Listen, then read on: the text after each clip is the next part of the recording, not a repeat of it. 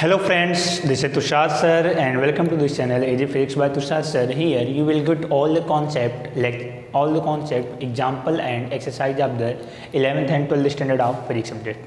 Today I am going to take lecture. Physics chapter will be motion in a plane and topic will be position vector and displacement vector. आज का जो हमारा topic होने वाला है position vector and displacement vector, स्थिति सदिश और विस्थापन सदिश. In the previous lecture we have already discuss how we can add vector, how we can subtract vector. Last lecture में आपका एडिशन ऑफ वेक्टर हो चुका है, सब्सट्रैक्शन ऑफ वेक्टर आपका हो चुका है. तो आज के लेक्चर में हम देखते हैं कि पोजीशन वेक्टर क्या होता है और डिस्प्लेसमेंट वेक्टर आपका क्या होता है. ठीक है, देखो पोजीशन वेक्टर का मतलब क्या हुआ कि मान लो कि मैंने यहाँ पर मोशन इन ए प्लेन का मतलब आपको पता है कि यहाँ पर जो भी आपका मोशन होगा वो प्लेन में होगा. प्लेन का मतलब क्या हुआ, या तो एक्स वाई, या तो वाई जेड, या तो एक्स जेड, इस तरीके की आपके पास कोई ना कोई दो एक्सिस आपके होंगे. मान लेता हूं मैं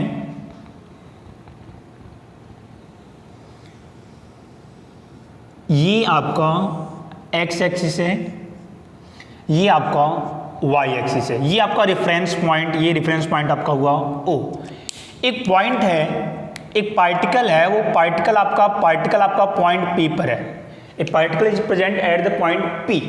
मुझे अभी बताओ ये जो पार्टिकल P है इसकी पोजीशन ये बताओ, ये पार्टिकल कौन से एक्सिस पर है. ये पार्टिकल आपका x और y के प्लेन में है, यानी कि x और y प्लेन में है. यानी कि पार्टिकल जो P है, particle P present in xy plane, xy समतल. पार्टिकल जो P है वो आपका XY प्लेन में है. अब बात आती है कि अगर ये XY प्लेन में है तो ये बताओ इस पार्टिकल की पोजीशन कहां पर है. आपको पोजीशन मैं आपको पूछ रहा हूं कि what is the position of that particle. किसी भी पॉइंट की पोजीशन निकालने के लिए आपको कोई ना कोई रेफरेंस पॉइंट होना चाहिए कि आप पोजीशन कहां से फाइंड आउट कर रहे हो, कहां से आप पोजीशन फाइंड आउट करो. जैसे मैं आपको बोलता हूं कि यहां पर एक बॉक्स है यहां पर, ठीक है. एक पॉइंट ये है 1, एक पॉइंट ये है 2, एक पॉइंट ये है 3, एक पॉइंट ये है 4. मैं आपको पूछता हूं कि इस बॉक्स की पोजीशन बताओ, तो सबसे पहले क्वेश्चन आपका ये आता है कि आप पोजीशन इसका कहां से मेजर कर रहे हो. 1.1 से मेजर करोगे कि 2 से कि 3 से कि 4 से, क्योंकि डिफरेंट पॉइंट से इसकी पोजीशन आपकी अलग अलग होगी. पॉइंट 1 से पोजीशन कितनी, तो पॉइंट 1 से पोजीशन इसकी ये हो जाएगी. पॉइंट 2 से पोजीशन, तो पॉइंट 2 से पोजीशन ये, पॉइंट 3 से पोजीशन ये, एंड पॉइंट 4 से पोजीशन ये. यानी कि डिफरेंट पॉइंट से पोजीशन आपका क्या हो जाएगा, आपका चेंज हो जाएगा. तो सबसे पहले आपका क्वेश्चन आता है कि आप पोजीशन कहां से मेजर कर रहे हो. तो पोजीशन में कहां से मेजर कर रहा हूं, जो भी आपका जो मेजरमेंट है वो मैं कहां से करूंगा, ये रेफरेंस पॉइंट O से, 0 से. ठीक है, इस पॉइंट से इस पार्टिकल की पोजीशन, तो इस पोजीशन कितना हो जाएगा, ये डिस्टेंस हो गया, और ये हो गया आपका पॉइंट पे आपका कौन सी डायरेक्शन में है, ये हो गया एरो. ठीक है, ये आपका हो गया पोजीशन. इसको हमने रिप्रेजेंट किया आर वेक्टर से. तो आर वेक्टर क्या रिप्रेजेंट करता है, तो आर वेक्टर हमारा रिप्रेजेंट करता है क्या, पोजीशन वेक्टर. पोजीशन वेक्टर स्थिति सदिश. P का पोजीशन वेक्टर, तो हमें रेफरेंस पॉइंट, इनिशियल पॉइंट ये है ना, तो सबसे पहले आप ये बताओ यहां से पोजीशन के लिए आपको क्या क्या आएगा. सबसे पहले आपका आ गया है कि वो रेफरेंस पॉइंट से कितना डिस्टेंस पर है और वो रेफरेंस पॉइंट से कौन सी डायरेक्शन में है. तो ये तो हो गया वेक्टर की जो लेंथ है, ये हो गया इसकी मैग्नीट्यूड, यानी ये हो गया डिस्टेंस, और ये एरो क्या हमारा डिपेंड करता है, इसकी डायरेक्शन, यानी कि ये रेफरेंस पॉइंट से आपका इस डायरेक्शन में है. क्लियर. तो ये हो गया रेफरेंस पोजीशन वेक्टर आर. अब ये जो पोजीशन वेक्टर, ये पॉइंट जो आपका P है, ये आपका x पर भी है और ये y पर भी है, यानी कि x और y दोनों में है. तो मुझे अभी बताओ ये पॉइंट P आपका x के लिए कितना है, ये बताओ. तो x के लिए ये डिस्टेंस पर है. x के लिए मैं आपसे पूछता हूं कि इसके लिए x की पोजीशन बताओ. तो इसके लिए x की पोजीशन ये होगी, y की पोजीशन क्या होगी, तो y की पोजीशन ये होगी. देखो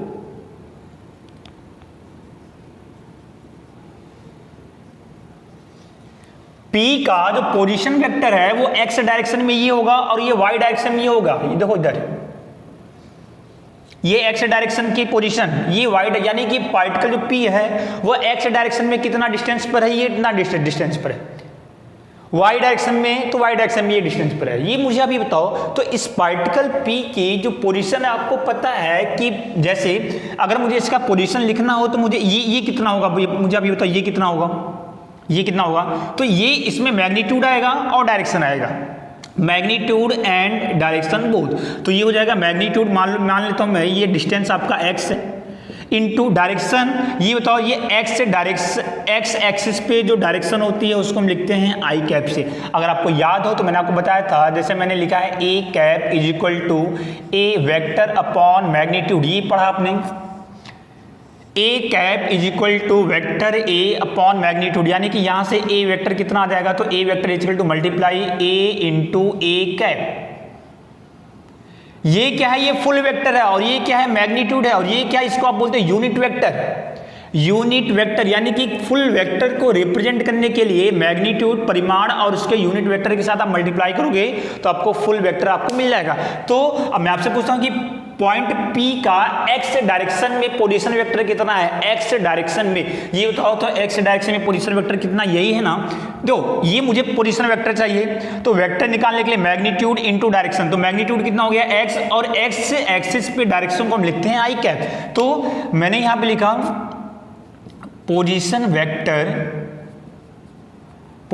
वेक्टर इन x डायरेक्शन, x डायरेक्शन में पोजीशन वेक्टर कितना होगा, तो ये आपका हो जाएगा कितना, x आई कैप। y डायरेक्शन में कितना होगा, तो y डायरेक्शन में निकालने के लिए ये डिस्टेंस कितना, y इंटू y डायरेक्शन में जो यूनिट वेक्टर होता है वो होता है j कैप, ये कितना हो जाएगा आपका y into j cap. Position vector in y direction, position vector in y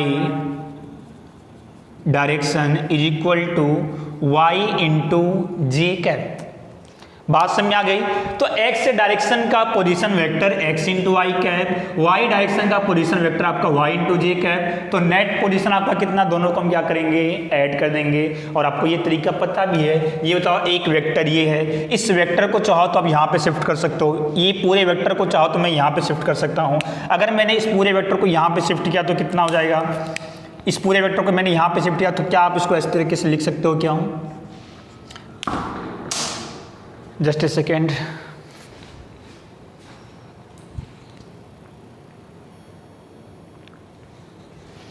ठीक है। तो position vector in the Y direction कितना आपका हो गया, वाई जे। तो इस पूरे वेक्टर को मैंने यहाँ पे शिफ्ट किया, तो इस पूरे वेक्टर को अगर आप यहाँ पे शिफ्ट करोगे तो ये कितना है, वाई जे, तो ये भी कितना हो जाएगा, वाई इंटू जे कैप। मुझे अभी बताओ वेक्टर का एडिशन आपने पढ़ा है, वेक्टर का एडिशन आपने पढ़ा है, ये है ए वेक्टर, इसके हेड से मैंने ड्रॉ किया, ये है वेक्टर बी। ये बताओ तो ये क्या होता है, रिजल्टेंट होता है ना, R equal to A plus B. ये वेक्टर ए, ये वेक्टर बी, तो ये बताओ ये रिजल्टेंट होता है ना, R equal to A plus B. Same to same diagram भी मुझे आप ये देख के बताओ, ये बताओ ये वेक्टर कितना एक्स आई, ये वेक्टर कितना वाई जे, ये बताओ तो ये रिजल्टेंट है आर। मतलब आपने क्या लिखा, R vector is equal to X I cap plus Y J cap. This is the position vector. ये जो आपको आर कैप दिख रहा है ये आपका क्या है, पोजीशन वेक्टर, ठीक है। इसको आपने लिख दिया, ये आर कैप आपका क्या है, ये आपका है पोजीशन वेक्टर स्थिति सदिश। क्लियर है। तो सबसे पहला आपका टॉपिक था पोजीशन वेक्टर। तो पोजीशन वेक्टर निकालने के लिए R equal to X I plus Y J. एक छोटा सा एक एग्जाम्पल लेके मैं आपको बताता हूं। जैसे मैंने आपको लिखा है कि ये कोऑर्डिनेट मैंने बनाया, ये एक्स एक्सिस, ये वाई एक्सिस, यहाँ पर एक पार्टिकल है, पार्टिकल पी। ये मैं आपको बोलता हूँ ये zero distance 1 metre, 2 metre, 3 metre and then 4 metre, 1 metre, 2 metre, 3, 4 and ये 5। मुझे अब ये बताओ इस पार्टिकल P का जो पोजीशन वेक्टर है वो कितना होगा। सबसे पहले पोजीशन वेक्टर में ड्रॉ करता हूँ, ये रेफरेंस पॉइंट है, ये आपको इसकी पोजीशन निकालनी है, तो ये हो जाएगा पोजीशन वेक्टर।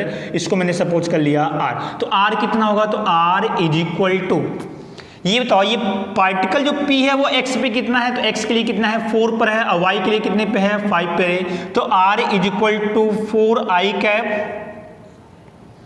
ये पोजीशन वेक्टर कितना, ये कितना हो जाएगा आपका 4i कैप हो जाएगा ना, और y के लिए कितना 5j कैप। क्लियर समझ में आ गया। तो इस तरीके से आप इसको निकाल सकते हो कि मैंने ये r की पोजीशन वेक्टर मैंने निकाल लिया, मैंने यहाँ पे लिखा r equal to 4i cap plus 5j cap. तो आप तुरंत समझ जाओगे कि जो पार्टिकल आपका है वो x डिस्टेंस में कितने मीटर पर है, 4 मीटर पर है, और y डिस्टेंस पर कितने मीटर पर है, 5 मीटर पर है। अब उस तो वो पार्टिकल का डिस्टेंस कितना होगा रेफरेंस पॉइंट से, ये बताओ। तो रेफरेंस पॉइंट से डिस्टेंस कितना, मुझे अब यहाँ पे बताओ, ये बताओ इसका मैग्नीट्यूड कितना x, इसका मैग्नीट्यूड कितना y, ये बताओ। तो इसका मैग्नीट्यूड कितना हो जाएगा, तो ये x है, ये y है, ये बताओ। तो r कितना हो जाएगा, तो आप r निकाल सकते हो, r is equal to under root X square plus Y का स्क्वायर। क्लियर समझ आपको आ गया। ये 4 है, ये 5 है, ये बताओ। तो ये निकल जाएगा ना अंडर रूट 4 का स्क्वायर प्लस 5 का स्क्वायर। तो ये होता है आपका पोजीशन वेक्टर। ओके, अब हम देखते हैं डिस्प्लेसमेंट वेक्टर आप किस तरीके से आप निकालोगे। चलो, डिस्प्लेसमेंट वेक्टर फाइंड करने के लिए सिंपल है, बिल्कुल सिंपल है। पोजीशन वेक्टर आपको समझ में आ गया। तो डिस्प्लेसमेंट वेक्टर के लिए मैं मान लेता हूं, यहां पर देखो ये एक्स एक्सिस है, ये वाई एक्सिस है। एक पार्टिकल है, मान लेता हूं मैं, ये पार्टिकल यहां पर, ये कर्व है, एक पार्टिकल है वो पॉइंट पी पर है। ये पार्टिकल आपका इस कर्व के अलोंग आपका मूव करता है, इस कर्व के पाथ पर आपका ये गति करता है। तो पहले वो पी पर था, बाद में मूव करते करते करते कहां चला गया, सपोज कर लो मैं पॉइंट पी डैश पे चला गया। पहले पार्टिकल कौन से पॉइंट पे था, P। After some time the position of the particle will be P dash. जब पार्टिकल P पे था तो वहां पर स्टार्टिंग का टाइम कितना, 0, और एट टाइम T टाइम पर वो कहां पे पहुंच गया, P डैश पे पहुंच गया। क्लियर समझ आ गया।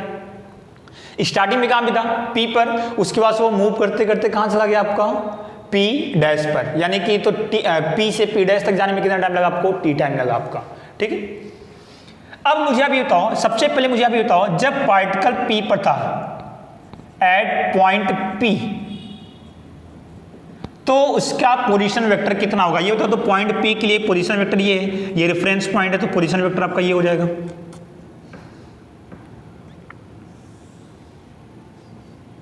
ये पोजीशन वेक्टर आपका हो जाएगा, ये हो जाएगा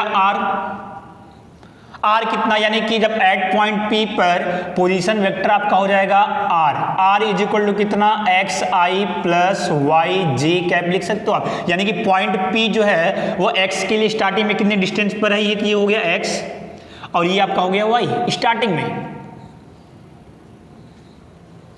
बात समझ में आ गई। पॉइंट P जो है स्टार्टिंग में उसका पोजीशन वेक्टर ये हो गया x, ये हो गया आपका y, यानी कि ये आपका हो गया x i कैप और ये आपका हो गया y j cap. After some time at time t, तो at time t position will be r dash. Point जब P डैश पर आ जाएगा तो इसकी पोजीशन यहां से चेंज होगी ना, तो इसकी पोजीशन कितनी हो जाएगी, तो उसको मैंने सपोज कर लिया कितना, r डैश।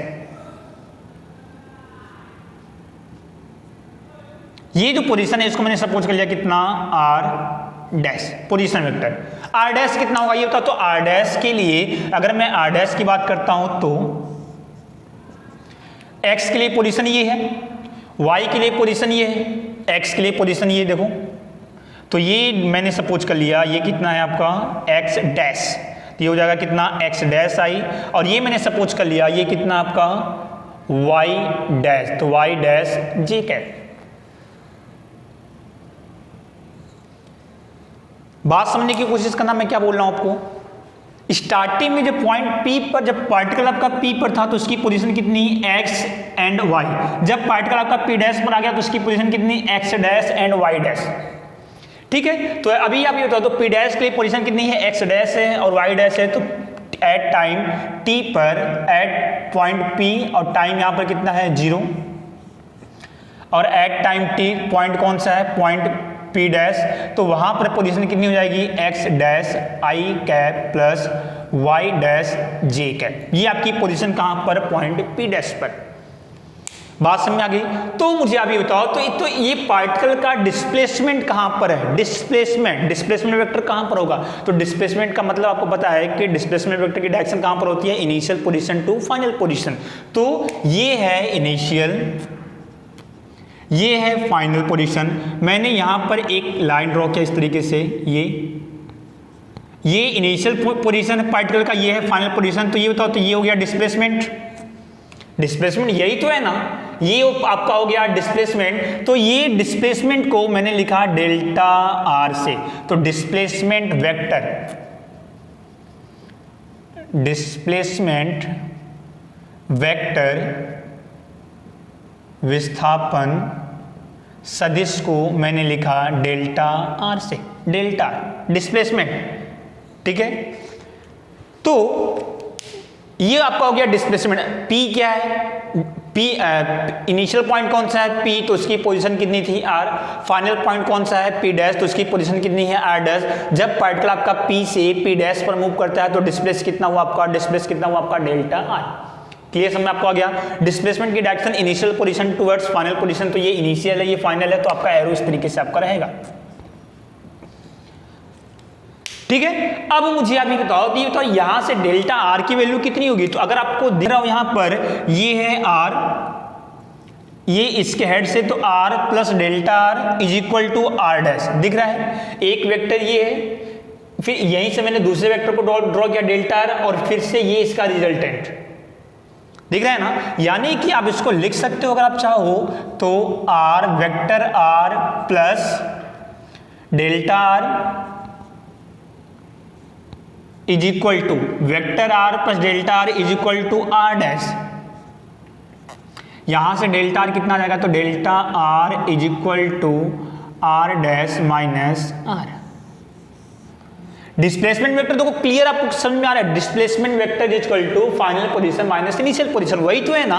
फाइनल पोजीशन यानी कि डेल्टा आर डिस्प्लेसमेंट वेक्टर है, तो final position R dash initial position R, तो delta R is equal to final position minus initial position. चाहो तो आपने इसको वेक्टर के थ्रू भी सॉल्व कर लिया, और आपको ये पता भी है final position minus initial position is the displacement, तो यहां से भी आप लिख सकते हो, डायरेक्ट भी आप चाहो तो इसको लिख सकते हो, ठीक है। ये कितना हो जाएगा? तो delta R is equal to R dash, तो आर डैश की वैल्यू ये है X dash I cap plus Y dash J cap minus R की वैल्यू कितनी है ये? तो X I cap plus Y J cap. चाहो तो मैं इसको ऐसे भी लिख सकता हूं, delta R is equal to X dash I cap, इसको इसके साथ लिखा minus X I cap plus Y dash J cap minus Y J cap. Delta R is equal to, यहां से मैंने लिखा X dash minus X I cap plus Y dash minus Y J cap. Delta R is equal to, ये बताओ x dash minus x क्या है? ये आपका डिस्प्लेसमेंट है कौन सी डायरेक्शन में? एक्स डायरेक्शन में। पार्टिकल का डिस्प्लेसमेंट है कौन सी डायरेक्शन में? एक्स डायरेक्शन में। इसको मैंने लिखा डेल्टा एक्स आई कैप। ये पार्टिकल का डिस्प्लेसमेंट है, पार्टिकल का विस्थापन है कौन सी डायरेक्शन में? वाई डायरेक्शन में, जिसको मैंने लिखा डेल्टा वाई जे कैप। तो देखो यहां पर ये जो आपका डिस्प्लेसमेंट आपका आ रहा है, देखो ये डिस्प्लेसमेंट आपका क्या है? What is the displacement vector? Displacement in X direction plus displacement in Y direction. X direction में कितना विस्थापन है वो, और वाई डायरेक्शन में कितना विस्थापन है आपका वो, यहाँ पर मैग्नीट्यूड नहीं रहेगा, ठीक है। तो एक्स डायरेक्शन का विस्थापन और ये वाई डायरेक्शन का विस्थापन, तो ये आपका निकला टोटल डिस्प्लेसमेंट। मुझे आप ये बताओ, इस वाले डायग्राम से मुझे फटाफट बताओ डेल्टा एक्स कहां पर आएगा? ये आपका डेल्टा एक्स यहां पर कहां पे आएगा? तो ये पॉइंट आपका डिस्प्लेसमेंट वेक्टर है, ये बताओ, तो ये आपका क्या हो जाएगा? ये एक्स डैश है, ये एक्स है, ये बताओ डेल्टा एक्स यही तो है ना, डेल्टा एक्स आपका यही तो है ना। एक्स डैश में से एक्स को आपने माइनस किया तो डेल्टा एक्स मिला। ये वाई डैश है, ये वाई है, तो वाई डैश में से वाई को माइनस किया तो आपको ये मिल गया क्या? Delta Y. यानी कि ये जो है ये क्या है आपका? डेल्टा एक्स, और ये क्या है आपका? ये आपका है क्या? Delta Y. यही तो है ना यार, यहाँ पे डेल्टा एक्स और ये डेल्टा वाई, तो delta X plus delta Y equal to delta R, वही है, ठीक है। तो ये आपका हुआ डिस्प्लेसमेंट वेक्टर। अब मैं आपसे पूछता हूं कि what is the average speed या तो एवरेज वेलोसिटी। यहां तो आपको समझ में आ गया होगा। अब मुझे आप ये बताओ, अगर मुझे इसकी एवरेज वेलोसिटी निकालनी है तो आप कैसे निकालोगे? तो एवरेज वेलोसिटी का फॉर्मूला मैंने यहां पे लिखा,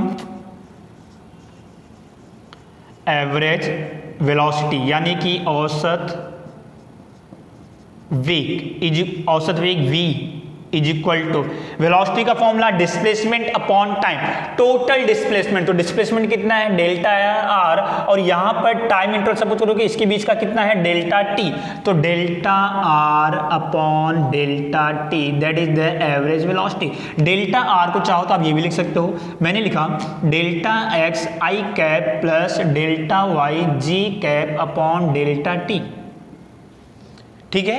यहां से average velocity is equal to, यहां पे मैंने इसको डिवाइड किया, मैंने लिखा delta x upon delta T I cap plus delta Y upon delta T J cap. डेल्टा एक्स अपॉन डेल्टा टी क्या होता है, that is the velocity displacement upon time. Velocity कौन सी डायरेक्शन की, वेलोसिटी एक्स डायरेक्शन की, तो इसको मैंने लिखा v is equal to V X I cap, V X यानी velocity in the X direction plus ये आपका हो जाएगा velocity in the Y direction J cap.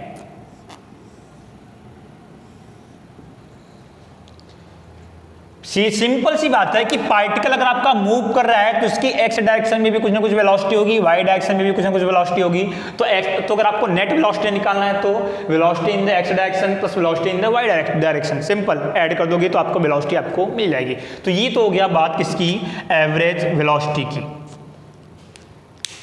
ठीक है। इंस्टेंटेनियस वेलोसिटी कितनी होगी, अगर आपको किसी पर्टिकुलर पॉइंट पे निकालना है तो इंस्टेंटेनियस वेलोसिटी, तात्क्षणिक वेग। और अगर आपको याद हो तो इंस्टेंटेनियस वेलोसिटी जब मैंने आपको पढ़ाया था चैप्टर नंबर 3 में, वहां पर मैंने आपको बताया था कि ये जो इक्वेशन होता है एवरेज वेलोसिटी का, यानी कि ये जो इक्वेशन है v is equal to delta R upon delta T. Instantaneous velocity actually में होता क्या है कि the velocity at a particular time, किसी भी एक पर्टिकुलर टाइम पर किसी भी एक गिवन समय पर जो वेलोसिटी होती है उसी वेलोसिटी को हम बोलते हैं इंस्टेंटेनियस वेलोसिटी। और एवरेज वेलोसिटी क्या होती है, तो एवरेज वेलोसिटी होती है दो पॉइंट के बीच की वेलोसिटी, दो पॉइंट के बीच का जो वेलोसिटी होता है उसको हम बोलते हैं एवरेज। और इंस्टेंटेनियस का मतलब क्या हुआ, तात्क्षणिक का मतलब क्या हुआ, किसी भी एक पर्टिकुलर पॉइंट पे जो वेलोसिटी होती है उसको हम बोलते हैं इंस्टेंटेनियस। तो अब एवरेज वेलोसिटी से इंस्टेंटेनियस वेलोसिटी में आप कैसे जाओगे, मैंने आपको बताया था कि उस टाइम पे क्या करोगे आप, डेल्टा टी की वैल्यू को आप 0 के नियर अबाउट करते हो। अब ये कैसे होता है, ये चैप्टर नंबर 3 में मैंने आपको ऑलरेडी एक्सप्लेन किया हुआ है। मतलब कि अगर मैंने यहाँ पर डेल्टा टी टेंड्स टू 0 किया, यानी कि अगर डेल्टा टी की वैल्यू 0 के नियर अबाउट है तो that velocity will be converted into instantaneous velocity, और उसको आप लिखोगे v equal to delta R upon delta T की जगह पे आपका आ जाता है D R upon D T. ये क्या है आपका, ये आपका है इंस्टेंटेनियस वेलोसिटी, तात्क्षणिक वेग।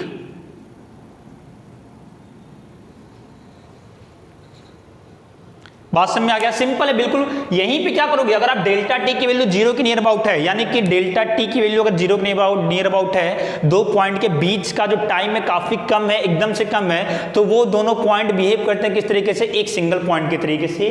तो जैसे ही मैंने डेल्टा टी की जगह पे 0 के नियर अबाउट किया, वैसे ही that average velocity will be converted into instantaneous velocity, तात्क्षणिक वेग। क्लियर। तो ये आपका हो गया what is the position vector, what is the displacement vector, स्थिति सदिश क्या होती है, विस्थापन सदिश क्या होता है, वेलोसिटी आप कैसे निकालोगे, इंस्टेंटेनियस वेलोसिटी आप कैसे निकालोगे। यहीं पे छोटा सा हम देख लेते हैं कि आप एक्सेलरेशन कैसे निकालोगे। तो एक्सेलरेशन निकालने के लिए क्या करोगे आप, त्वरण। तो एक्सेलरेशन फाइंड करने के लिए सबसे पहले मुझे आप ये बताओ, ये पार्टिकल आपका दोनों डायरेक्शन में मूव कर रहा है, एक्स पे भी मूव कर रहा है, वाई पर भी मूव कर रहा है, तो एक्सेलरेशन भी आपका क्या होगा, दोनों डायरेक्शन में होगा। तो वेलोसिटी कितनी थी, अभी मैंने वेलोसिटी फाइंड किया था, तो वेलोसिटी मेरी कितनी आई थी, V X I cap plus V Y J cap, यही था वेलोसिटी का formula v equal to V X I cap plus V Y J cap. क्या करते हैं, बहुत सारा डिफरेंशिएट कर देते हैं, बहुत सारा डिफरेंशिएट करेंगे, कितना आपका आ जाएगा, D V upon D T should be equal to D upon D T V X I cap plus D upon D T V Y J cap. ये बताओ, ये D V upon D T क्या है, that is the acceleration, ये average velocity है, तो ये average acceleration हो जाएगा। इज इक्वल टू, ये dv अपॉन dt क्या है, त्वरण है, कौन सी डायरेक्शन का त्वरण है, x डायरेक्शन का, तो a x i cap plus ये आपका y डायरेक्शन का एक्सेलरेशन है तो a y j कैप।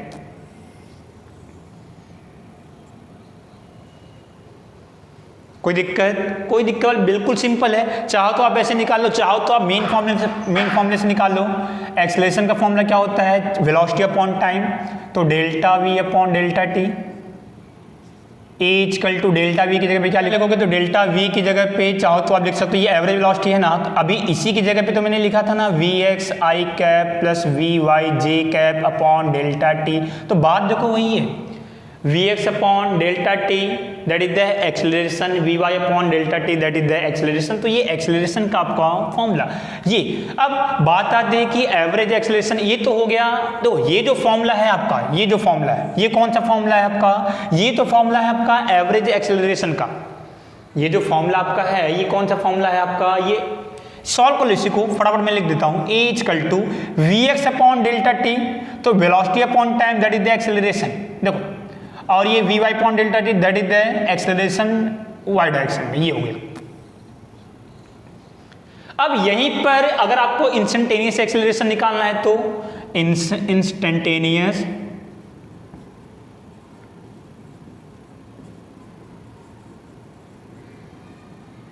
तात्क्षणिक त्वरण निकालना है तो क्या करोगे, यहीं पे डेल्टा टी की वैल्यू कितनी, 0 के नियर अबाउट, तो डेल्टा टी टेंड्स टू 0, तो that acceleration will be converted into instantaneous acceleration, मतलब dv अपॉन dt। ये आपका क्या है, इंस्टेंटेनियस एक्सेलरेशन, तात्क्षणिक त्वरण। ओके, तो आपका ये टॉपिक कंप्लीट हुआ। अभी हम नेक्स्ट लेक्चर में हम डील करेंगे प्रोजेक्टाइल मोशन, प्रक्षेप गति। Okay, thank you so much.